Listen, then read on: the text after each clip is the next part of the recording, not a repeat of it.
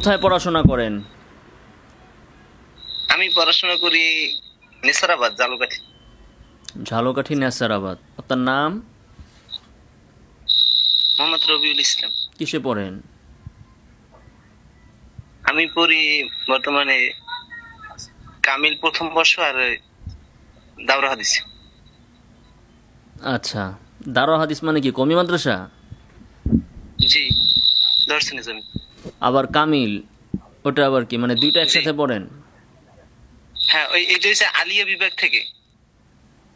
না, কমি মাদ্রাসা কোথায় পড়েন? এইটা এইখানে আপনাদের নেসারাবাদ সম্পর্কে আপনার ধারণা যদি থাকে তাহলে এই যে আপনি এইখানে দুইটা বিভাগই আছে বুঝছেন, আলিয়া আচ্ছা এবং আচ্ছা কৌমিয়া দর্শনে জমি। আচ্ছা, ও ঠিক আছে। আচ্ছা বলুন ভাই, বলুন। এই আর কি কি অনেকদিন ধরে আপনার আর কি এই পেজে বিভিন্ন বিষয়, এই যে মিলাদুন নবীর ব্যাপারটা আর কি অনেক কিছু দেখতেছি আর কি, সাল্লাল্লাহু এই আলাইহি বিষয়ে আর কি একটু। ওয়াসাল্লাম। জি, মিলাদুন নবী ভাই, এই নবীর বিষয়ে নাম শুনলে সাথে একটু দূরত্ব পড়ে নিলে ভালো। মিলাদুন নবী আমি সাল্লাল্লাহু আলাইহি ওয়াসাল্লাম। হ্যাঁ বলেন। এখন মানে বিষয়টা হচ্ছে এখানে আর কি অনেক বিষয় আর কি, এক একজনে বিভিন্ন বিষয় আপনাদের আর কি প্রশ্ন করে জিজ্ঞাসা করে, আপনিও সুন্দর জবাব দেন। হ্যাঁ, আপনার জবাবও গঠনমূলক ঠিক আছে, কিন্তু অনেক জায়গায় আমার কাছে মানে বিষয়গুলো একটু খটকা লাগে, এই জন্য আর কি ফোন। জি ভাই, খটকা, হ্যাঁ খটকা তো লাগবেই ভাই। মূল বিষয় যদি ঠিক থাকে, এখন মানুষ মাত্রই ভুল।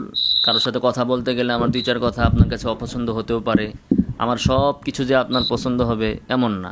বাকি মূল কথাটা আমি ঠিক বলেছি কিনা সেটা নিয়ে আপনি কথা বলতে হ্যাঁ, পারেন। ঠিক আছে। মানে বিষয়টা হলো কি, আমাদের তো দেখা যায় অনেক বিষয় আছে যে আমার মুসলমান ভাইয়ের সাথে কথা বলি, সেক্ষেত্রে যেন আমার কথা দ্বারা কেউ এইভাবে তাকে হেদায়েতের উদ্দেশ্যে আমি দাওয়াত দেই, জি সেই ক্ষেত্রে সে যেন কষ্ট না পায়, এরকম একটা বিষয় আছে। দায়ীর কাজ হয়েছে তাকে যত সুন্দরভাবে বোঝানো যায় জি যাতে সে ফিরে আসে জি পথে। ঠিক আছে। জি এখন দেখা যায় আপনার অনেক দেখা যায় কথার মধ্যে দেখা যায় আক্রমণাত্মক কিছু বিষয় থাকে। জি এই বিষয়গুলো আমি মনে করি যে আলোচনা, হ্যাঁ, আমাদের গঠনমূলক সমালোচনা হবে। জি ঠিক আছে। বিভিন্ন বিষয়ে তো ইখতিলাফ আছে আলেমদের মধ্যে। ঠিক আছে। জি যেমন আমাদের চার ইমামদের মাঝেও তো আমরা অনেক যথেষ্ট পরিমাণ ইখতিলাফ দেখি বিভিন্ন বিষয়, ফিকার কিতাবে পড়তে গেলে এগুলো দেখা যায়। জি। ঠিক আছে। তাহলে এখন তার এতটুকু মানে কথার তার উপরে যে আমি এখন কথা বলি নাকি? আপনি যতটুকু বললেন, দুইটা পয়েন্ট বললেন, একটা হচ্ছে যে আক্রমণাত্মক বক্তব্য না দেওয়া, আর দ্বিতীয় বিষয় হচ্ছে জি, যে ফকিহদের ভিতরেও তো ইখতিলাফ ছিল। এই দুইটা বিষয় নিয়ে আপাতত কথা বলি, আর কোনো বিষয় সামনে না যাই নাকি? আচ্ছা বলেন। আচ্ছা জি হজরত, তাহলে আমার কথা শুনেন। প্রথম হচ্ছে যে দাওয়াতের দুইটা সাইড আছে। হ্যাঁ, একটা হচ্ছে নরম জি, পদ্ধতি আর একটা হচ্ছে গরম পদ্ধতি। দুইটা সাইড আছে। জি, নরম পদ্ধতি কীরকম? হ্যাঁ, যেমন দেখবেন আমাদের অনেক ইমাম সাহেবরা আছেন যারা প্রথম যখন মসজিদে চাকরি নেন, দেখে যে ওই মসজিদে বেদাত, মিলাদ কিয়াম, মিলাদুন্নবী, শবে বেরাতের বেদাত সব চলতেছে, শবে বেরাতে ওই জামাতে নামাজ হচ্ছে ইত্যাদি সব হচ্ছে।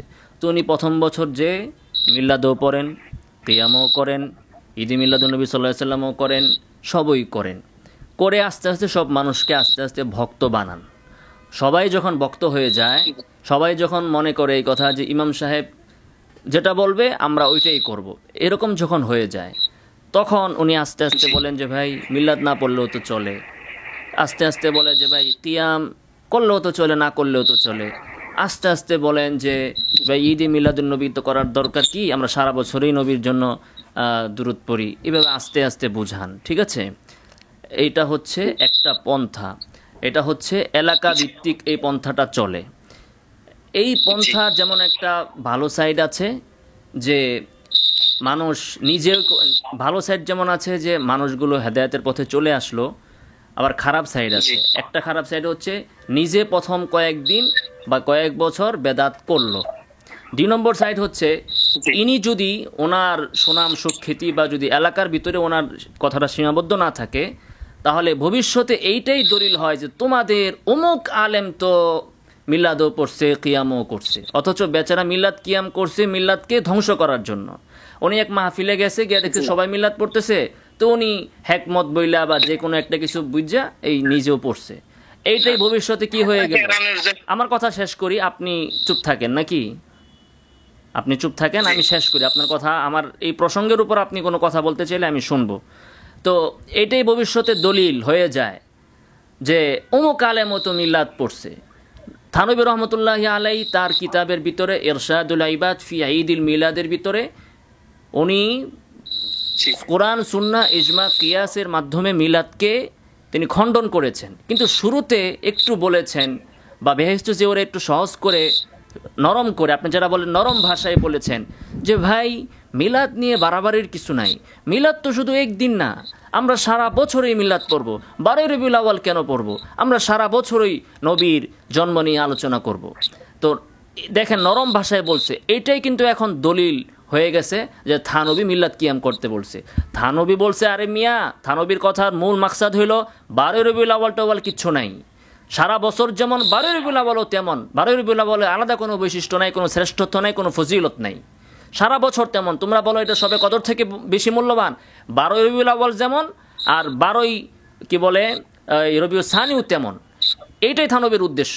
এবং থানবী রহমতুল্লাহ আলাইহি বলছেন সারা বছরই নবীর মিলাদ মানে জন্ম সংক্রান্ত আলোচনা করা এটা বরকতের কাজ, নবীর সিরাতের আলোচনা করা বরকতের কাজ, সিরাতও বরকত মিলাদও বরকত। কিন্তু থানবী তো এটা বুঝাতে চান নাই যে আমরা যে দোকান উদ্বোধনের জন্য মনে করি যে জিলাপি নিয়া একটা নির্দিষ্ট পন্থায় মিলাদ পড়তে হবে। মিলাদ মানে কি নবীর সিরাত টিরাত বা মিলাদ কিছু না, শুধু প্রথমে 3 কুল, তারপরে নির্দিষ্ট একটা দুরূদ, তারপরে দাঁড়ায় একটু সালাম, তারপরে এইগুলা। থানবী তো এইটা বুঝাতে চান নাই, কিন্তু মানুষ যেন সহজে বুঝে এই জন্য নরম ভাষায় তিনি বলছেন। তো নরম ভাষায় বললে যেমন কিছু ভালো দিকও আছে, আবার কিছু খারাপ দিকও আছে। আর এটা হচ্ছে মাহওয়াল অনুযায়ী। এক যুগে মিলাদ কিয়াম প্রচুর ছিল, ঢাকা শহরের কোনো মসজিদ এমন ছিল না যেখানে মিলাদ কিয়াম হইতো না। এখন মাহওয়াল পরিবর্তন, এখন মানুষ বেদাত বুঝতে শিখেছে।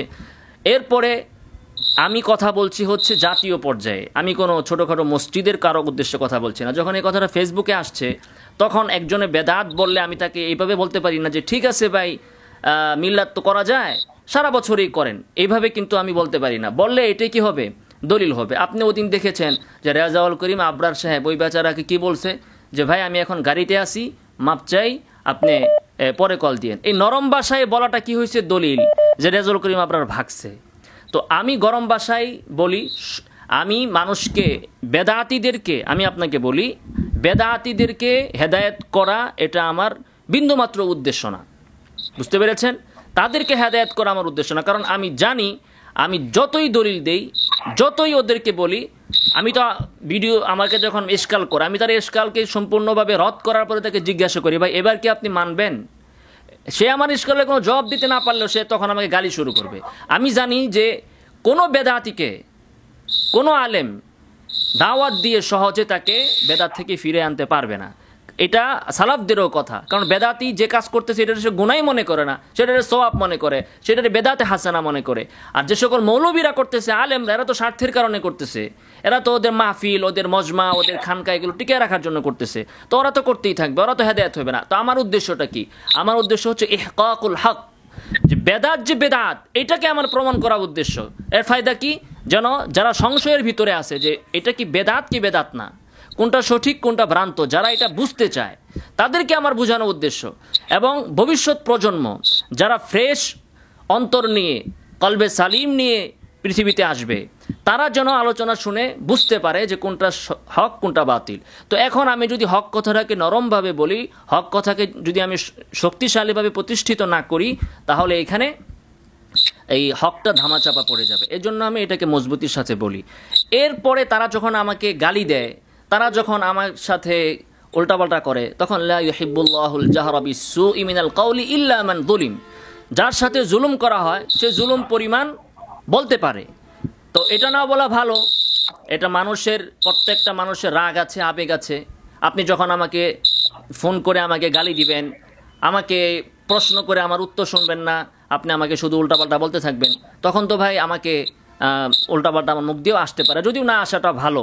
এবং যে যত কন্ট্রোল করবে ভালো। আপনি দোয়া করবেন যেন যারা আমার গালি দেয় ওদেরও হেদায়েত হয়ে যায়, আর গালি দেওয়ার পর আমি যেন নিজের ধৈর্য ধরতে পারি, আপনি ধৈর্যের জন্য দোয়া করবেন। আমি বলেছি যে মানুষ মাত্রই ভুল, আমার সব কথা আপনার যে পছন্দ হবে এমন না। তবে আমি যদি কাউকে কোনো কটু কথা বলে থাকি, তাহলে সেই কটু কথাটা তার কারণেই বলেছি। আর এটা শরীয়ত আমাকে অনুমোদন দিয়েছে, লা ইউহিব্বুল্লাহুল জাহরা বিসসুই মিনাল কাউলি ইল্লা মান যুলিম। আপনি আলাউদ্দিন জিহাদির কথা বলেন, আলাউদ্দিন জিহাদি সাহেবকে প্রথম দিন আমি সুন্দর করে আদবের সাথে ফোন দিয়ে বলেছি যে হুজুর এই হাদিসটা সম্পর্কে আমি একটু জানতে চাই। উনি বলে যে আপনি আমার কাছে আসুন। আমি বলছি কাছে না, না হাদিস সম্পর্কে জানা না, যে আপনি হাদিসটা বলেছেন এটা আসলে কোন জায়গায় আছে, এটা রেফারেন্সটা একটু দেন। উনি বলে যে আমার কাছে আসুন। আমি বললাম যে হুজুর কাছে তো না, আপনি শুধু দলিলটা বলেন যে এটা কোথায় আছে, কোন হাদিসটা কি বিষয়ে বলেন। আমারে বলে যে আপনি তো বিউ ব্যবসা করেন, আপনার বিউ ব্যবসা হবে এই জন্য আপনি আমারে ফোন দিছেন, হ্যাঁ অন্য কিছু কইরা খান। তো কটু কথা কে বললো প্রথমে? এখন এই কথা বলার পরে উনি ফোন কাইটা দিল। তারপরে ওনাকে পরের দিন আমি ফোন দিয়ে একটু গরম ভাষায় বলেছি যে আপনি দলিল দেন, আপনি দলিল দেন। তখন সে আমাকে যখন বলছে বিউ ব্যবসা, আমি বলছে আপনিও তো বিউ ব্যবসা করেন, আপনার ভিডিও আপনি নিজেই তো ফেসবুকে ছাড়ছেন মাহফিলেরটা আপনার পেজ থেকে, তো বিউ ব্যবসা আমি করলে তো বিউ ব্যবসা আপনিও করেন। এই হচ্ছে এক বিষয়। আর দ্বিতীয় হচ্ছে ভাই, ইখতিলাফ ছিল 4 ইমামের ভিতরেও, কিন্তু 4 ইমামের কারো ভিতরে এই বিষয়ে ইখতিলাফ ছিল না যে মিলাদ কিয়াম বেদাত। তারা কেউই মিলাদ কিয়াম করে নাই, কোনো সাহাবী করে নাই, কোনো তাবী করে নাই। ইখতিলাফের ধরন আছে। এখন আপনি আহলে কোরআনরাও ইখতিলাফ করতেছে, আহলে কোরআন তারা বলতেছে যে হাদিস মানা যাবে না। তো এখন তাদের এই ইখতিলাফকে কি আমি এইভাবে সহনীয় করে নিব যে ইখতিলাফ তো থাকতেই পারে, অতএব যারা বলতেছে আহলে কোরআনও একটা মতবাদ থাকতেও পারে, কাদিয়ানিরা ইখতিলাফ করতেছে তো আমি কি মেনে নিব যে কাদিয়ানিরাও ইখতিলাফ করতেই পারে, করুক, তারা ইখতিলাফ করুক, কোনো সমস্যা নাই, এটা বলবো? ইখতিলাফের তো ধরন আছে, ঠিক না? ইখতিলাফ যে বিষয়ে সাহাবীদের ভিতরে ইখতিলাফ ছিল, তাবীদের ভিতরে ইখতিলাফ ছিল, 4 ইমামের ভিতরে ইখতিলাফ ছিল, সেই বিষয়ে বর্তমানেও ইখতিলাফ থাকবেই। নামাজে হাতকে আপনি কোথায় বাঁধবেন, হাত কোন পর্যন্ত উঠাবেন, ইখতিলাফ থাকবেই, এটা তাদের থেকে চলে আসছে।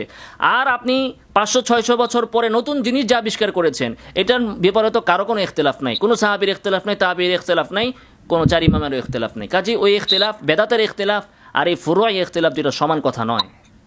আশা করি আপনার এই প্রশ্নের উত্তর আমি দিতে পেরেছি। আমার এই উত্তরের উপর যদি আপনার কোনো প্রাসঙ্গিক আলোচনা থাকে আপনি বলতে পারেন, আর নতুন প্রসঙ্গে আমি আর আপনার সাথে কথা বলবো না। জি হযরত বলেন। বিষয়টা প্রাসঙ্গিক বলবেন, আমি যা বলেছি এর উপর বলবেন। হ্যাঁ, এই যে বিষয়টা বলছেন, ওই যে রাগের যে জবাবটা আপনার, যে উত্তেজিত হয়ে দেন কেন, হ্যাঁ এখানে আমি বলতে চাই আপনি যেহেতু একজন দায়ী, এজন্য আরো একটু ফিকির করে আসলে এই জবাবটা কোন ভাবে দিলে বেশি কার্যকর, জি সেই বিষয়ে আমার পরামর্শ থাকবে আপনার প্রতি, যে আসলে এই কথাটা আমি কিভাবে করলে বেশি কার্যকর হবে, আমার মানে সাপও মরবে লাঠিও ভাঙবে না, বিষয়টা এরকম আছে না? জি জি হ্যাঁ জি, এরকম একটু ফিকির করি। আচ্ছা হ্যাঁ, এখন আমি বলি, আপনার ফিকির হচ্ছে যে এই কথাটা এমন কিভাবে বললে এই লোকটা গ্রহণ করবে, এটা হচ্ছে আপনার দৃষ্টিভঙ্গি। এটাও ভালো দৃষ্টিভঙ্গি, আপনি এই দৃষ্টিতে আপনি কাজ চালান। আর আমার বিষয় হচ্ছে যে কিভাবে বললে এই কথাটা যে হক সেটা প্রতিষ্ঠিত হবে। এই বেচারা যে আমার 1-2-4 কথা হেদায়েতের পথে আসবেন এটা তো আমি জানি, সে তো আমার কথারে কাটছাট করে ভিডিও বানাবে, সে তো একটা দলের এজেন্ট অথবা সে ভ্রান্তির ভিতরে আছে, সে তো আমার কথায় হেদায়েতে আসবে না, যে আমার কথার একটা জবাবও দিতে পারবে না। বাংলাদেশের কোন আলেম আছে, আপনি আব্বাসী সাহেব বলেন আর যেই বলেন, এরা সবাই জানায় যে যদি প্রকৃতভাবে এরা বসে তাহলে এরা মিলাদকে প্রমাণ করতে পারবে না, কিন্তু তারপরে কি তার হেদায়েতে আসবে? কেউই আসবে না।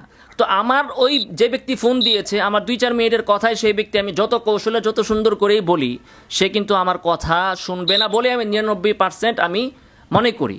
তারপরেও হেদায়েতের সম্ভাবনা অবশ্যই আছে, এটা আবার গ্যারান্টি দেওয়া যাবে না যে সে হেদায়েত হবেই না।